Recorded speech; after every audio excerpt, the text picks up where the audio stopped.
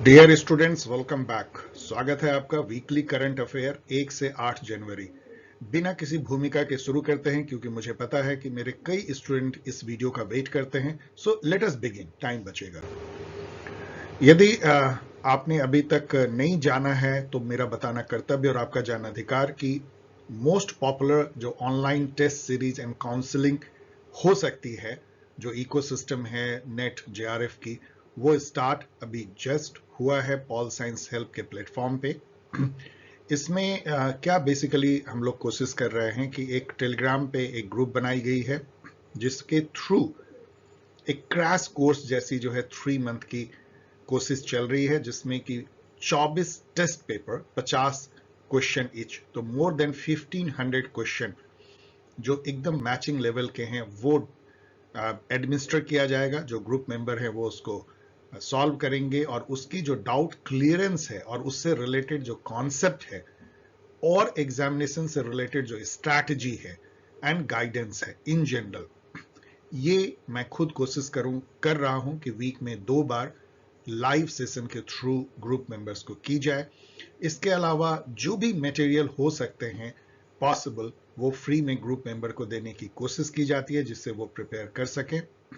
और even paper 1 के लिए भी कोशिश करने की है एक प्लान कि उनको पेपर 1 के लिए भी कुछ मदद दी जा सके। यदि आप उस मेंबरशिप को लेना चाहते हैं जो उस ग्रुप की आपको मेंबरशिप देता है और ये सारे बेनिफिट आप एग्जामिनेशन के लिए ले सकते हैं, तो आप अपना नेम एंड मोबाइल नंबर जिससे आपने टेलीग्राम पे रजिस्टर किया है वो आप मेल करें इस मेल आईडी पे, यहाँ पे दी गई है। और एक जो पुराना आपका बहुत पॉपुलर मेल आईडी है वो भी है, ये न्यू है, छोटा है, आपको आसानी से याद रहेगा और फिर आपको गाइड किया जाएगा। नॉमिनल फी पे आप इस मेंबरशिप को ज्वाइन कर सकते हैं।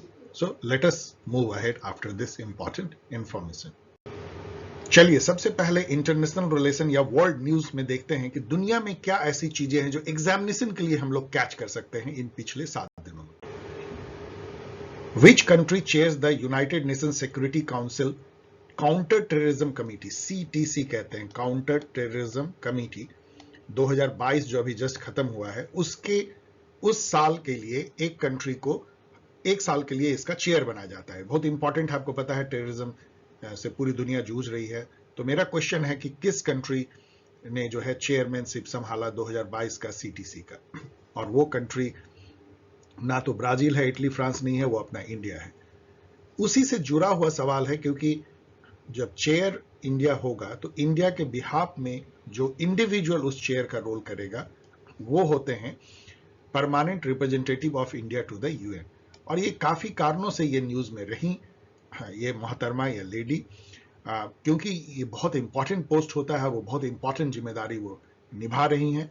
तो मेरा क्वेश्चन है कि who is the permanent representative of India to the United nation.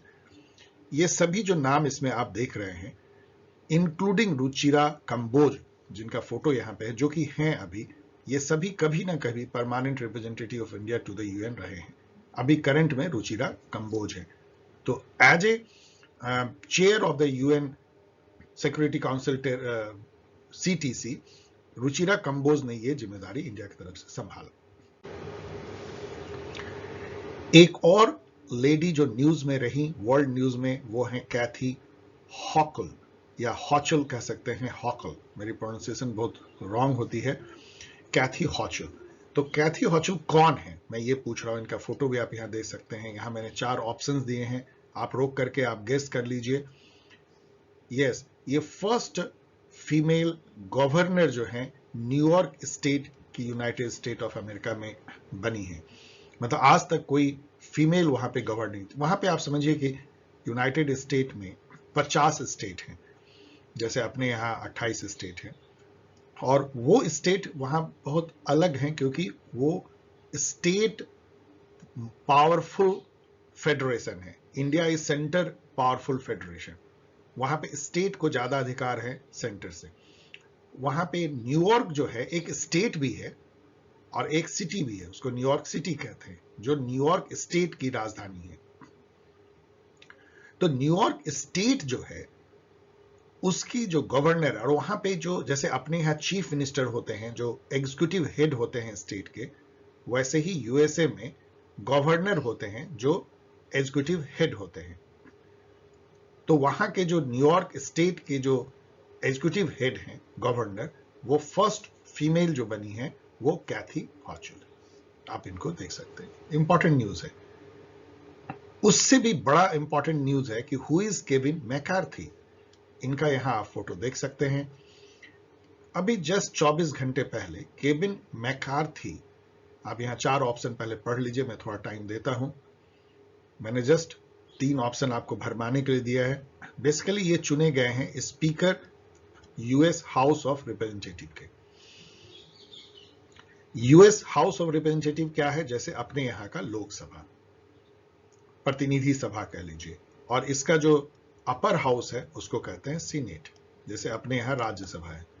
लेकिन बस कंपैरिजन यहीं पे हो जाती है खत्म, क्योंकि वहां पे जो सीनेट है, अनलाइक आवर राज्यसभा, वो ज्यादा इंपॉर्टेंट है। क्यों? अगेन, क्योंकि सीनेट स्टेट को रिप्रेजेंट करती है।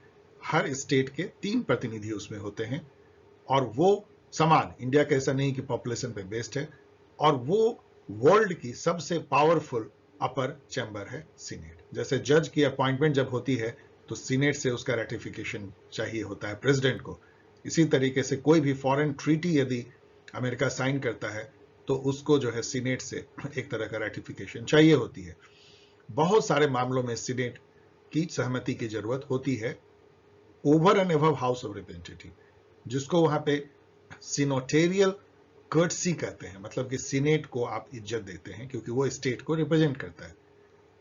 तो ये जो 2 वहां पे हाउस हैं, लोअर हाउस, अपर हाउस, तो लोअर हाउस में जो स्पीकर हैं वो बहुत इंपॉर्टेंट पोस्ट है अमेरिका में। राष्ट्रपति, उपराष्ट्रपति के बाद जो सीनियरिटी में 3rd नंबर पे speaker of US house of representative आता है। अभी तक उसकी जो थी वो डेमोक्रेट नैन्सी पेलोसी थी, जिन्होंने एक तरह से हंगामा मचा दिया था ताइवान में विजिट करके। आपको याद है, हम लोगों ने डिस्कस किया था। अभी वहां पे मिड टर्म इलेक्शन हुए 2022 में, जिसमें कि हाउस में रिपब्लिकन, जो अभी वैसे तो सत्ता से बाहर है, प्रेसिडेंशियल, उसने वहां पे जो है मेजॉरिटी हासिल की। अमेरिका में जनरली ऐसा ही होता है कि जिस पार्टी का प्रेसिडेंट होता है, अपोजिशन पार्टी का ही वर्चस्व जो है वो हाउस ऑफ रिप्रेजेंटेटिव में रहता है। तो यहां पे करीब 450 सीट हैं, उसमें से मेजॉरिटी जो है, अभी थोड़ा मेजॉरिटी वो रिपब्लिकन का है।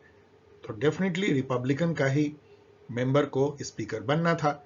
लेकिन इस पे हुआ बहुत बड़ा नाटक। 15 राउंड की जो है वोटिंग हुई, फैसला हो ही नहीं पाता था, क्योंकि रिपब्लिकन पार्टी के ही कुछ एमपी अपनी ही पार्टी के कैंडिडेट केविन मैकार्थी का अपोज कर रहे थे।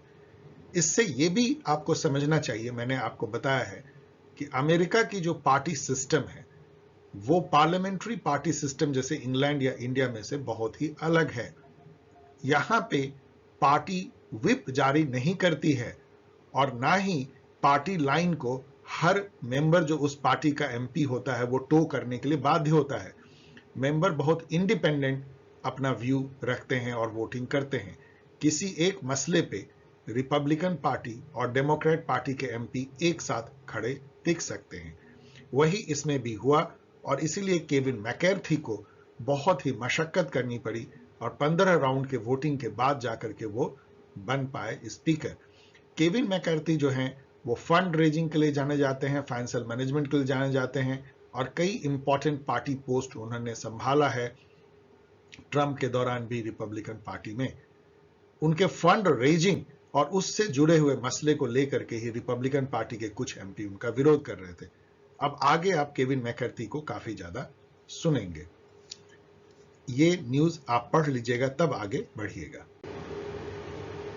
यहां पे जो न्यूज आई जिसको मैंने पिक किया है इस एग्जामिनेशन पॉइंट ऑफ व्यू से, वो है कि recession will hit a third of the global economy in 2023, warns IMF chief Kristalina जियोर्जीवा।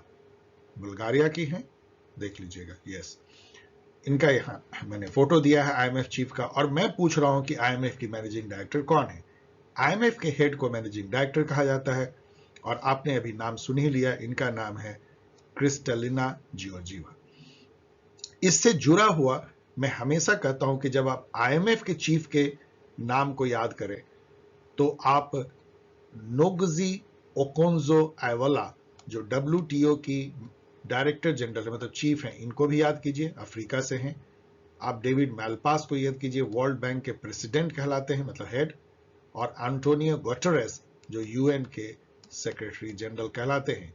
ये सब जो है वर्ल्ड के जो गवर्निंग बॉडी है या गवर्नेंस, ग्लोबल गवर्नेंस, उसको हेड करते हैं। और इसमें अच्छी बात यह है कि 2 इसमें से जो है वुमेन है। IMF ने जो ये रिसेशन की चर्चा की उससे वर्ल्ड में थोड़ी बहुत बेचैनी है। आगे के स्लाइड में हम लोग देखेंगे 2 फिगर। पहला मैं पूछ रहा हूं कि IMF ने 2023 में वर्ल्ड के बारे में कहा कि ये इस रेट से आगे बढ़ेगा उसकी GDP on an average world का। ये 4 ऑप्शन है, आप देख सकते हैं। उन्होंने कहा 2.7%, जो कि 0.5% कम है 2022 से। इस रेट से जो है माना जाता है कि 2022 में वर्ल्ड की GDP बढ़ी है। अब आप देखिए कि इस साल क्या होने वाला है कि इसमें आधे पॉइंट की कमी आ जाएगी। तो एक तरह का बहुत ही खराब वर्ल्ड के लिए ये न्यूज है। इसी तरह से इंडिया के लिए भी IMF ने अपनी जो प्रोजेक्शन है वो घटा दी है। उन्होंने 6.1% कर दिया है, जो इंडिया के लिए अच्छी नहीं है। यहां पे आपको ये लगता होगा कि वर्ल्ड तो 2.7% से बढ़ रहा है, हम तो उसके दुगने से बढ़ रहे हैं। लेकिन हमें याद रखना चाहिए कि इंडिया एक डेवलपिंग कंट्री है और हमारा जो इकोनॉमी है वो केवल समझिए अभी कभी 3 ट्रिलियन का है। तो 3 ट्रिलियन की इकोनॉमी को बहुत तेजी से बढ़ने की जरूरत है, तब हम चाइना या अमेरिका को पकड़ पाएंगे जो कि 25 से 30 ट्रिलियन की तरफ जो है जा रहे हैं। तो उसको पकड़ने के लिए हमें बहुत अभी आगे बढ़ना है। इनफैक्ट 5 ट्रिलियन के लिए भी हमें बहुत ग्रोथ रेट चाहिए।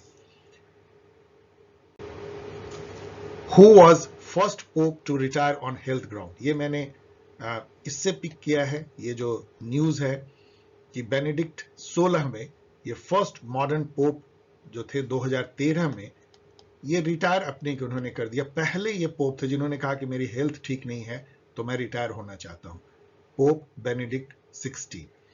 उसके बाद से जो है पोप फ्रांसिस ने जो है पैपल सुप्रीमेसी या पोप का पद संभाला, जो अभी पोप हैं। इनका अभी 95 वर्ष की आयु में उनकी मृत्यु हुई। पूरे क्रिश्चियन वर्ल्ड में शोक की लहर फैली क्योंकि क्रिश्चियन में पोप का स्थान जो है वो बहुत ही ऊपर अभी भी है। इससे रिलेटेड जो एग्जाम में क्वेश्चन आता है वो ये है कि वो छोटा सा रोम के शहर के बीच में एक वैटिकन सिटी करके छोटा सा इलाका है, उसको द होली सी कहा जाता है और एक तरह से उसको एक नेशन स्टेट का दर्जा दिया है क्योंकि रोमन कैथोलिक चर्च के ये हेड होते हैं। तो अमेरिका ने उसको, अमेरिका और इंग्लैंड और वेस्टर्न यूरोप जो कि वर्ल्ड के कहिए लंबरदार हैं, उन्होंने उसको इज्जत बख्शते हुए एक नेशन स्टेट की पदवी दी है। इसका मतलब यह है कि उस इलाके में जो राज्य है वो पोप का चलता है, वो किसी और कोई टेम्पोरल राजा, मतलब जो दुनियादारी का राजा होता है, इटली का जो प्राइम मिनिस्टर, उसकी नहीं चलती है। यूनाइटेड नेशन में भी जो होली सी जो है उसको एक तरह का मेंबर, पूरा मेंबर तो नहीं है लेकिन परमानेंट कह लीजिए मेंबर जैसा उसकी पदवी है। आप नेट पे पढ़ सकते हैं उसका क्या नाम है। फिलिस्तीन स्टेट को भी उस तरह की दी गई है और द होली सी को भी दी गई है, या परमानेंट ऑब्जर्वर या परमानेंट टेम्पोररी मेंबर, या आप नाम देख लीजिएगा, बट एक स्पेशल स्टेटस UN में भी दिया गया है। तो ये एक न्यूज और इससे रिलेटेड जो मैंने आपको बताया, the Holy See, United Nation में उनको स्थान और एक नेशन स्टेट होली सी को ट्रीट करना, ये सब एग्जामिनेशन के लिए इंपॉर्टेंट है। ये इंपॉर्टेंट नहीं है कि ये पोप ने मतलब कि डेथ हुई। हाँ, ये इंपॉर्टेंट है कि who was the first pope to retire on health ground. तो इसका आंसर होगा पोप बेनेडिक्ट 16। ये सब जो है पोप रह चुके हैं और अभी ये करंट पोप हैं। वर्ल्ड ब्रेल डे कब सेलिब्रेट किया जाता है? आप में से कई लोगों को पता होगा कि जो ब्लाइंड होते हैं उनके लिए एक तरह का गॉड सेंट है ब्रेल लिपि। यहाँ ब्रेल लिपि दी गई है, वो छू करके जो है पढ़ सकते हैं ABCD। इसको इन्वेंट करने वाले जो लुई ब्रेल थे, उनके सम्मान में जनवरी 4 को वर्ल्ड ब्रेल डे मनाया जाता है। चाइना से रिलेटेड एक न्यूज जो इंटरेस्टिंग भी है, कल्चरल न्यूज है। चुन यून क्या है? चुन यून, यहां इसका फोटो देख सकते हैं। चुन यून जो है एक 40 दिन का एक ऑस्पिशियस ट्रेवल पीरियड है। मतलब इस पीरियड में मिलियंस ऑफ चाइनीज जो है वो जहां भी काम करते हैं पूरी दुनिया में या चाइना में, वो ट्रेवल करके अपने घर पहुंचते हैं, अपने परिवार के साथ मिलते हैं, यूनाइट होते हैं और वो सेलिब्रेट करते हैं। ये फेस्टिवल जो है वो चांद के अनुसार जो नया साल होता है उसको मनाने के लिए ये होता है चुन यून। तो इसमें इतनी ज्यादा ट्रेवल होती है कि सभी ट्रेवल एजेंसियां, ट्रांसपोर्ट कंपनी इसके लिए सालों भर तैयारी करती हैं चुन यून के लिए। पूरी दुनिया से चाइनीज अपने घर पहुंचते हैं मनाने के लिए लूनर न्यू ईयर, चुन यून। अब आइए इंडिया की न्यूज पे एक नजर दौड़ाते हैं कि एग्जामिनेशन पर्पज से इंडिया की कौन सी न्यूज हमारे लिए इंपॉर्टेंट है पिछले वीक में। फर्स्ट न्यूज एक टर्म के बारे में पूछ रहा हूं कि what is the term for political manipulation of electoral district boundaries with the intent to create undue advantage for a party. इसमें होती क्या है कि टाइम टू टाइम जो कंस्टिट्यूएंसी होती है जहां एक मेंबर रिप्रेजेंट करते हैं उसकी बाउंड्री को फिर से तय किया जाता है। काफी समय पे किया जाता है। अभी जेएनके में किया गया है क्योंकि वहां पे एक तरह से रीऑर्गेनाइजेशन हुआ। जम्मू एंड कश्मीर अब जो है यूनियन टेरिटरी हो गई है, लद्दाख उससे अलग हो गया है। अभी असम में हो रही है, उसी से मैंने ये न्यूज पिक किया है। अब वहां पे विरोधी पार्टी जो है आरोप लगा रहे हैं कि वहां पे शायद जेरीमेंडरिंग होगी। तो मैं यही पूछ रहा हूं कि उस टर्म का क्या नाम है जहां पे कि जो पार्टी रूल करती है वो कोशिश करती है कि जब कॉन्स्टिट्यूएंसी का डिलिमिटेशन हो, डिलिमिटेशन मतलब कि फिर से कॉन्स्टिट्यूएंसी के बाउंड्री को खींचा जाए, तो उसमें क्या होता है कि कुछ पॉपुलेशन जो पहले इस कॉन्स्टिट्यूएंसी में थी उस कॉन्स्टिट्यूएंसी में चली जाएगी। अब आपको पता है कि इस तरह के कास्ट, रिलीजियस बेसिस पे कॉन्स्टिट्यूएंसी में मेजॉरिटी माइनॉरिटी होती है। यदि उसको पॉलिटिकल पार्टी जो रूल कर रही है यदि वो उस टाइप से फेवर करने की कोशिश करे, एक आरोप होता है, तो उसको जेरीमेंडरिंग कहते हैं। ये अमेरिका से निकला है। तो ये मैंने तो ऐसे ही दिया। फिलिबस्टरिंग जो है अमेरिका के सीनेट में लगातार भाषण दे करके किसी बिल पे वोटिंग को पेंडिंग करवा देना, मतलब उसको डिले कराने को फिलिबस्टरिंग कहते हैं। क्योंकि वहां पे मैं आपको दूसरा टर्म बता रहा हूं, क्योंकि सीनेट में, अमेरिका के सीनेट में कोई टाइम लिमिट नहीं है, आप कितना देर भी बोल सकते हैं। डिलिमिटेशन तो उस प्रोसेस को कहते हैं जिसमें कि कॉन्स्टिट्यूएंसी के बाउंड्री को रीड्रॉ किया जाता है। ये तो मैंने ऐसे ही दिया है। जेरीमेंडरिंग जो है उसका टर्म है जिसमें कि बाउंड्री को मैनिपुलेट रूलिंग पार्टी करने की कोशिश करती है, ऐसा आरोप लगाया जाता है कभी कभार। अभी असम में डिलिमिटेशन चल रही है, इसके पहले जम्मू कश्मीर में हुई है। दिल्ली में भी जब म्यूनिसिपैलिटी का चुनाव हुआ उसके पहले डिलिमिटेशन वहां पे भी हुई। ये मैं पिछले वीक का क्वेश्चन छोड़े जा रहा हूं क्योंकि बेलगावी या बेलगांव में जो बॉर्डर डिस्प्यूट हुई उससे रिलेटेड कि कौन से कमीशन बिठाई गई थी बॉर्डर डिस्प्यूट बिटवीन महाराष्ट्र और कर्नाटका के लिए, तो वो जस्टिस महाजन कमीशन थी इसके निपटारे के लिए। अब यहां पे एक दो औरतों ने जो इस वीक में प्राउड किया है हमें, उसमें से एक है कैप्टन शिवा चौहान। इनका मैंने यहां फोटो दिया है। ये कौन है मैं पूछ रहा हूं। 4 ऑप्शन यहां पे दिए गए हैं, आप वीडियो को रोक करके देख लीजिए। मैं थोड़ा कुछ सेकंड पॉज लेता हूं।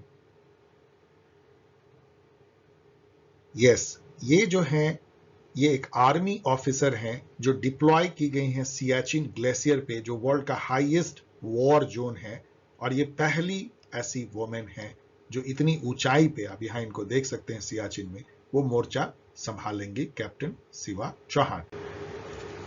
विच country is the largest supplier of crude oil to India? ये बहुत इंटरेस्टिंग इकोनॉमिक न्यूज है। ऐसा कभी नहीं हुआ था इससे पहले कि रसिया बन जाए इंडिया का लार्जेस्ट क्रूड ऑयल सप्लायर। ये यूक्रेन वॉर के बाद हुआ है और इसमें भारत की कूटनीतिक एक तरह से सफलता भी छिपी हुई है कि रसिया को उसने यह आभास कराया कि हम इतने क्रिटिकल नहीं हैं जितने वेस्टर्न वर्ल्ड हैं आपके अटैक को लेके यूक्रेन पे। उसका रसिया ने आभार इस तरह से चुकता किया कि उसने इंडिया को बहुत सस्ते दरों पे क्रूड ऑयल सप्लाई करना शुरू किया। पहले इंडिया अपने क्रूड ऑयल के जितना उसकी रिक्वायरमेंट थी उसका 1 या 2% ही केवल वो रसिया से इंपोर्ट करता था। अब लगभग वो 22% करता है, जो सबसे ज्यादा है। इनफैक्ट रसिया ने सऊदी अरेबिया, जो कि सबसे बड़ा इंडिया का तेल सप्लायर था, उसको पीछे ढकेल के दूसरे स्थान पे ढकेल दिया है। और तीसरे स्थान पे है इराक। ईरान से भी India favourable terms and condition पे तेल लेता रहा है। तो अभी रसिया, आप इसको कह लीजिए कि एक तरह का एक बाउंटी है रसिया से चीप ऑयल। और चूंकि इंडिया और रसिया जो है एक दूसरे को रूपी रूबल में पे करते हैं, तो डॉलर की भी जरूरत नहीं होती है। तो इंडिया को एक तरह का विंडफॉल गेन हुआ है इससे, इस कूटनीतिक डिविडेंड कह लीजिए, जिससे कि हम लोगों को, जो सिटीजन को फायदा हुआ है कि तेल की कीमतें काफी महीनों से स्टेबल है। और जो तेल कंपनियां हैं वो जरूर अपना जो नुकसान हुआ होगा उसको अब वो भर रही होंगी, क्योंकि अब उनको फायदा हो रहा होगा। एक न्यूज आई जिसको मैंने पिक किया है सॉरी, सुप्रीम कोर्ट ने एक मेजॉरिटी फैसले में ये कह दिया कि कोई मिनिस्टर यदि सरकार का हेट स्पीच यदि देता है, मतलब घृणा फैलाने वाला स्पीच, तो उसको सरकार का व्यू नहीं माना जा सकता तब तक जब तक कि बिल्कुल एकदम साबित ना हो कि यह सरकार का बयान है, ये उनका निजी बयान माना जा सकता है।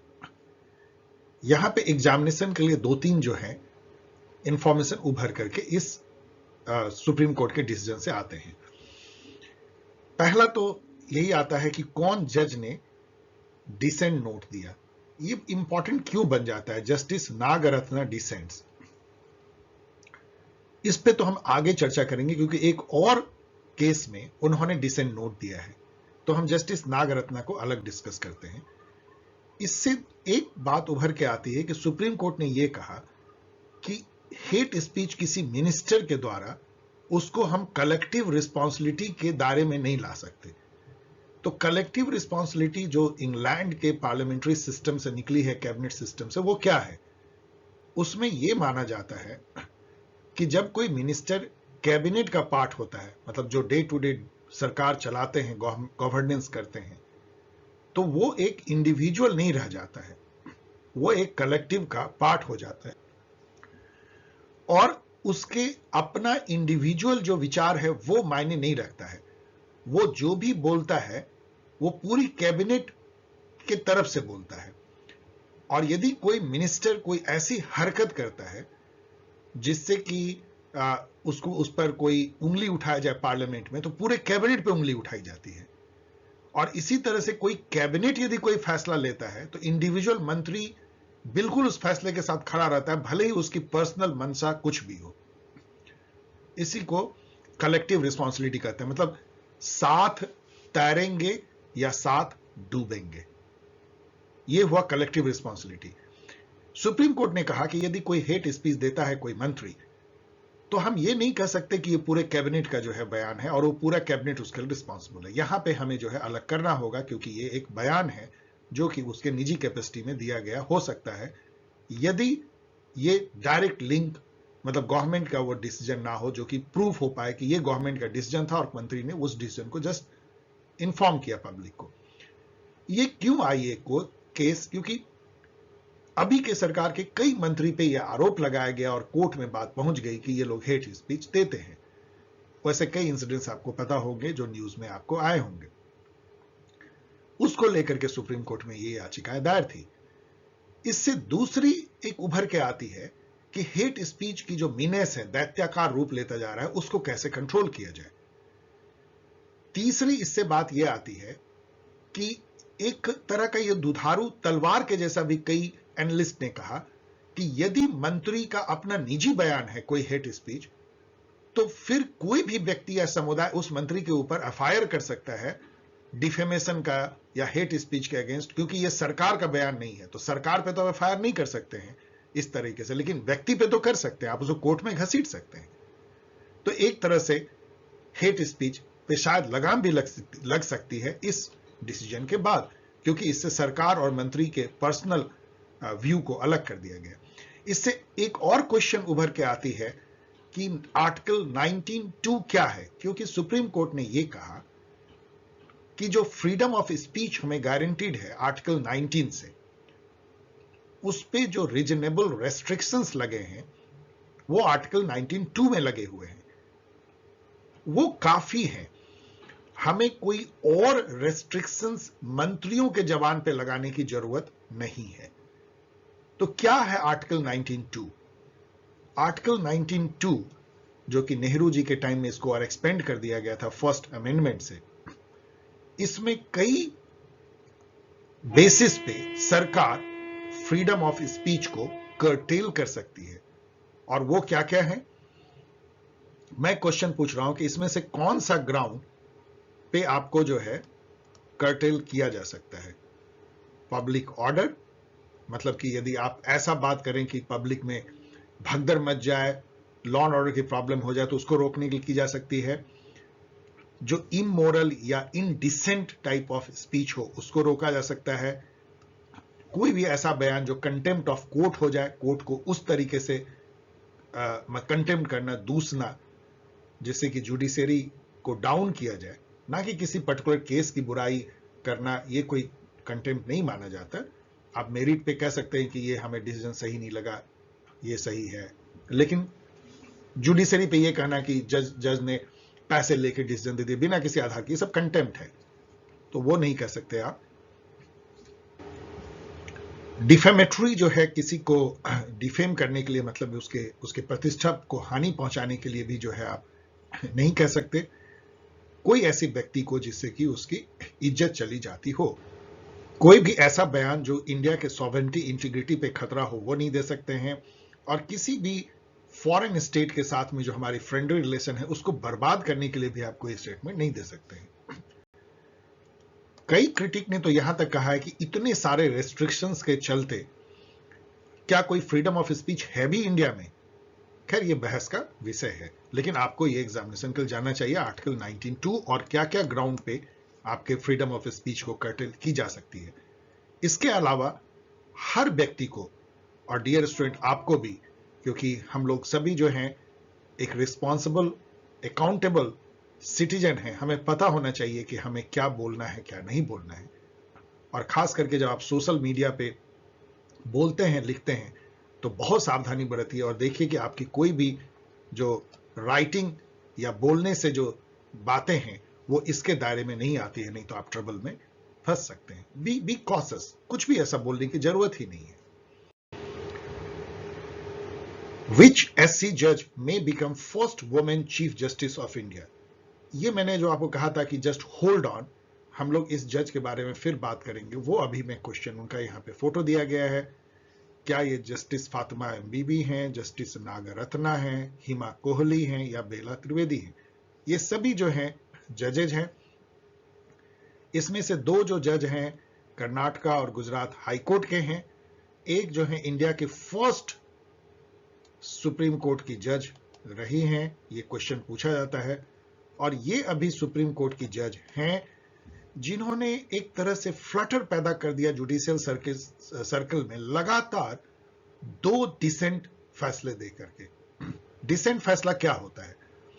जैसे डीमोनेटाइजेशन पे जो फैसला आया 4-1 से, उसमें मेजोरिटी फैसला कुछ और था और जस्टिस BV नागरत्ना का फैसला कुछ और था, और उस फैसले को भी पूरा पढ़ा जाता है। ऐसा नहीं होता है कि जो माइनॉरिटी होते हैं उनकी बात यहां पे दब जाती है डेमोक्रेसी के जैसा, ऐसा नहीं होता है। यहां पे वो रिकॉर्ड में रहता है कि उन्होंने एक डिसेंट फैसला दिया था। वो भी फैसला है, लेकिन वो फैसला लागू नहीं होता क्योंकि वो माइनॉरिटी फैसला है। मेजोरिटी फैसला ही ऑफिशियल फैसला लागू होने वाला माना जाता है।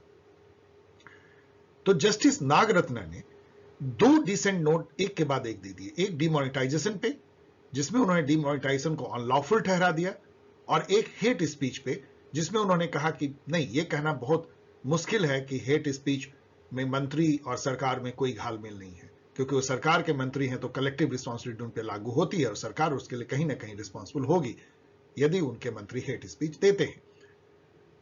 ये क्यों ये डिसेंट इतना इंपॉर्टेंट हो गया? क्योंकि जस्टिस बीवी नागरत्ना बन सकती हैं next chief justice of India, seniority में सबसे ऊपर हैं। अभी जब जस्टिस चंद्रचूड़ जो कि 1-2 साल में रिटायर होंगे तो ये बनेंगी, और यदि वो बनती हैं तो वो फर्स्ट वुमेन चीफ जस्टिस होंगी इंडिया के लिए। इसलिए ये इंपॉर्टेंट होता है कि उनका जुडिशियल माइंड कैसे काम कर रहा है। अभी जो लगातार फैसले हुए उससे लगता है कि वो अलग सोच रही हैं जो अदर जजेस सोचते हैं। ये हम लोगों के लिए जानने की बात है। सुप्रीम कोर्ट का जो फैसला डिमोनेटाइजेशन पे आया है उसी से मैंने नेक्स्ट क्वेश्चन लिया है। चलिए ये क्वेश्चन को तो बाद में, यहां पे देखिए ये न्यूज मैंने लिया। Supreme court upholds India's 2016 demonetisation exercise. ये 4-1 से जो है आई। जस्टिस नागरत्ना जो मैंने आपको बताया, इन्होंने डिसेंट नोट दिया। 4 जज जो मेजोरिटी में थे उन्होंने कहा कि उसमें जो प्रोसीजर अपनाए गए वो सही थे। नागरत्ना ने कहा कि नहीं, वो प्रोसीजर सही नहीं था, अनलॉफुल था, और सरकार को और डिलिब्रेशन करना चाहिए था और पार्लियामेंट के थ्रू डिसीजन लेना चाहिए था, ना कि गजट नोटिफिकेशन से। मेरा क्वेश्चन ये है कि पहली बार डिमोनेटाइजेशन करेंसी नोट का किस प्राइम मिनिस्टर के दौरान लिया गया था? ऐसा नहीं है कि मोदी जी ने पहली बार लिया था, ये दूसरी बार लिया था। पहली बार क्या इंदिरा गांधी, मोरारजी देसाई, नरसिम्हा राव, जवाहरलाल नेहरू? तो वो प्राइम मिनिस्टर थे मोरारजी देसाई, और 1978 में। लेकिन वो पूरा डिमोनेटाइजेशन नहीं था, जो हायर करेंसी, इनफैक्ट 2016 का भी 1000 और 500 के नोट का ही तो हुआ था, तो वहां भी हायर डिनोमिनेशन के नोट का डिमोनेटाइजेशन कर दिया गया था 1978 में।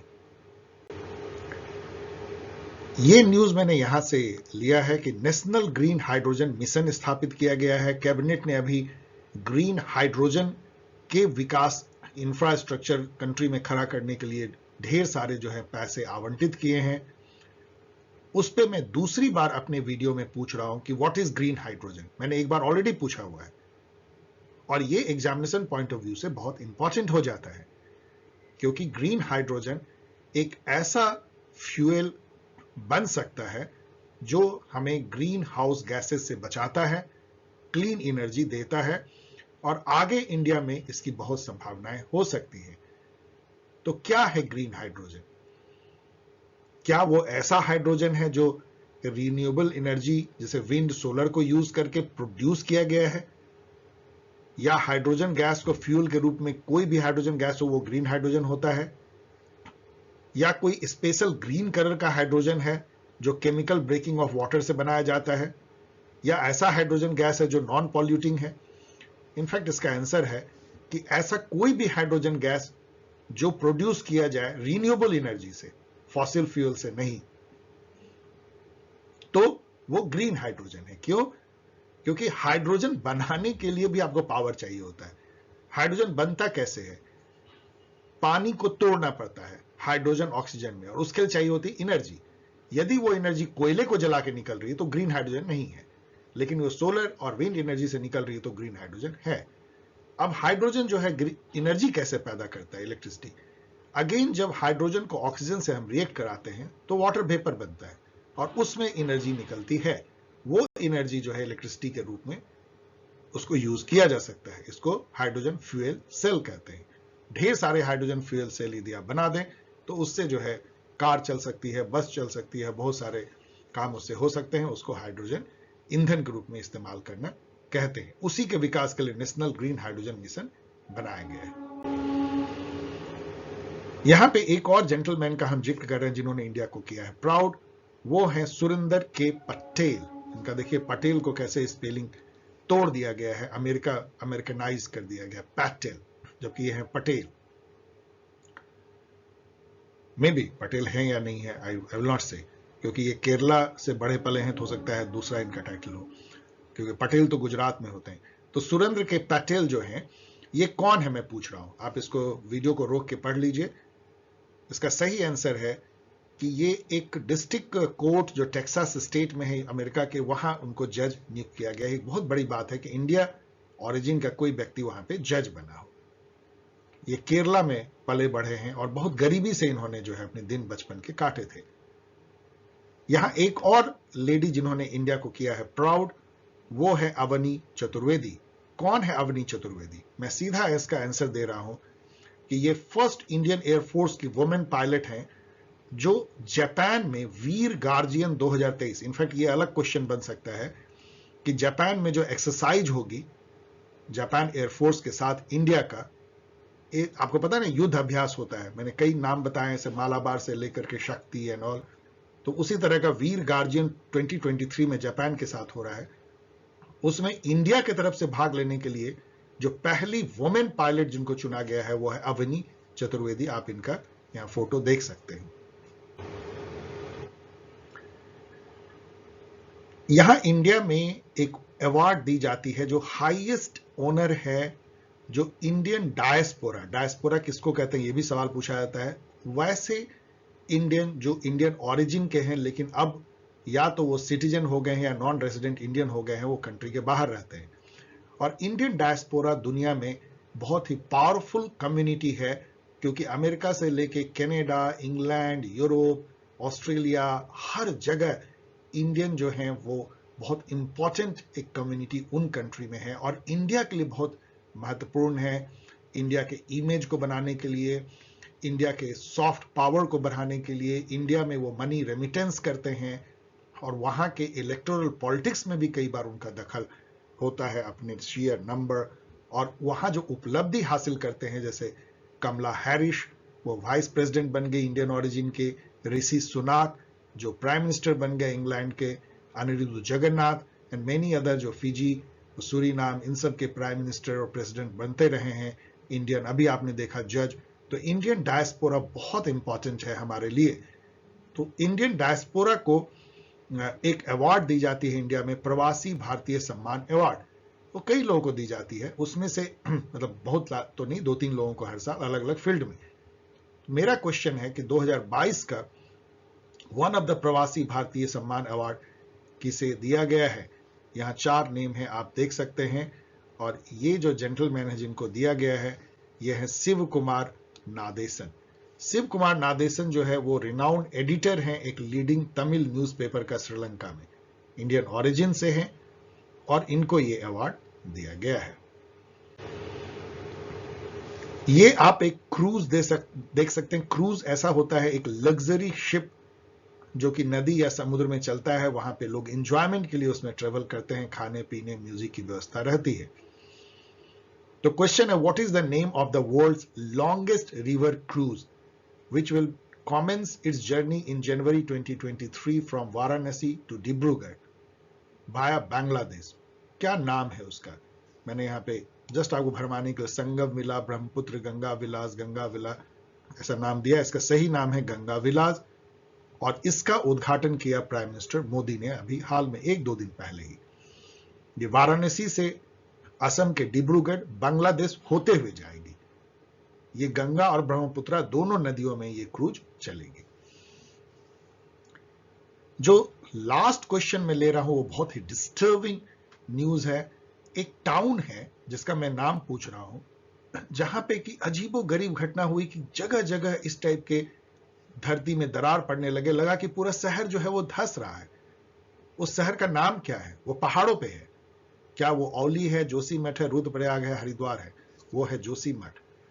जोशीमठ क्यों इंपॉर्टेंट है? क्योंकि एक तरह का ये गेटवे है जहां से आप बद्रीनाथ और केदारनाथ जाते हैं। जोशीमठ के ठीक ऊपर में एक स्की रिसोर्ट है, उसका नाम है औली। वहां पे आर्मी का भी कुछ बेस है, तो इसलिए जोशीमठ बहुत इंपॉर्टेंट है। और जोशीमठ में जमीन धंसने की लगातार शिकायतें आ रही हैं और कई लोगों का मानना है कि यह एक तरह का इन्वायरमेंटल डिजास्टर है, क्योंकि जिस तरीके से पहाड़ पे वहां पे घर बनाए गए हैं, इंडस्ट्रियलाइजेशन हुआ है, वो उसको वहां की जमीन जो कि हिमालय की जमीन परमानेंट नहीं होती है, वो अभी हिमालय बढ़ रहा है, आपको पता होना चाहिए। उस जमीन में थिरकन है, धड़कन है, वो सेटल्ड लैंड नहीं है। तो वहां पे इस तरह से यदि आप उसको रौंदेंगे, वहां पे इस तरह से यदि आप पक्के घर, सीमेंट, कंक्रीट के जंगल बनाने की कोशिश करेंगे तो ये सब हो सकती है। तो ये एक बहुत ही डिस्टर्बिंग न्यूज है जोशीमठ से आई है। So thank you dear student, I am happy कि हम लोगों ने टाइम से इस बार, जो मेरा रहता है कि संडे मॉर्निंग हम आपसे मुखातिब हो और बात करें, वैसे भी अभी भी मुझे संतुष्टि नहीं है। इस वीडियो को जितने लोगों को देखना चाहिए था उतने लोग नहीं देख रहे हैं, लेकिन जो लोग देख रहे हैं उनको पता है कि इसकी वैल्यू क्या है। मैं हमेशा कहता हूं कि इस तरह की जो वीडियो में जो बातें न्यूज में बताता हूं वो एक तरह से चलचित्र है, वो कलर मूवी है। और जो आप किताब में पॉलिटिकल साइंस पढ़ते हैं या हिस्ट्री पढ़ते हैं या जो भी पढ़ते हैं पब्लिक एडमिनिस्ट्रेशन, वो ब्लैक एंड व्हाइट है। तो आप रूबरू होइए कि घटनाएं हो क्या रही हैं, कैसे सुप्रीम कोर्ट डिसीजन ले रहा है, कैसे वर्ल्ड में जो पॉलिटिक्स है वो रियली कैसे अनफोल्ड हो रही है, और वर्ल्ड की इकोनॉमी, इंडिया के इकोनॉमी एंड पॉलिटिक्स किस डायरेक्शन में जा रही है, ये आपको दिखती है इन वीडियो में डिस्कशन की गई बातों से। आप और भी सोच सकते हैं इससे भी आगे, और आपको होगा बहुत फायदा समझने में चीजों को सही पर्सपेक्टिव में। मैं फिर से आपको याद दिला रहा हूं कि यदि आप नेट जेआरएफ की तैयारी करना चाहते हैं, जो दिसंबर 2022 साइकिल जिसकी मार्च में एग्जामिनेशन होने वाली है, तो बेस्ट वे जो आपके लिए हो सकता है वो पॉल साइंस हेल्प का क्रैश कोर्स ज्वाइन करना है। यदि आप इंटरेस्टेड हैं तो आप रजिस्टर कीजिए, अपना इंटरेस्ट जाहिर कीजिए with name and mobile number to these 2 mail. आपको गाइड की जाएगी कि कैसे आप उस क्रैश कोर्स को ज्वाइन कर सकते हैं। आप इस तरीके से मुझसे जुड़ सकते हैं, सवाल पूछ सकते हैं। मैं हमेशा कोशिश करता हूं आपके सवालों का जवाब देने की। फिर मिलेंगे अगले संडे वीकली करंट अफेयर के साथ। तब तक के लिए विदा। Have good time. बाय।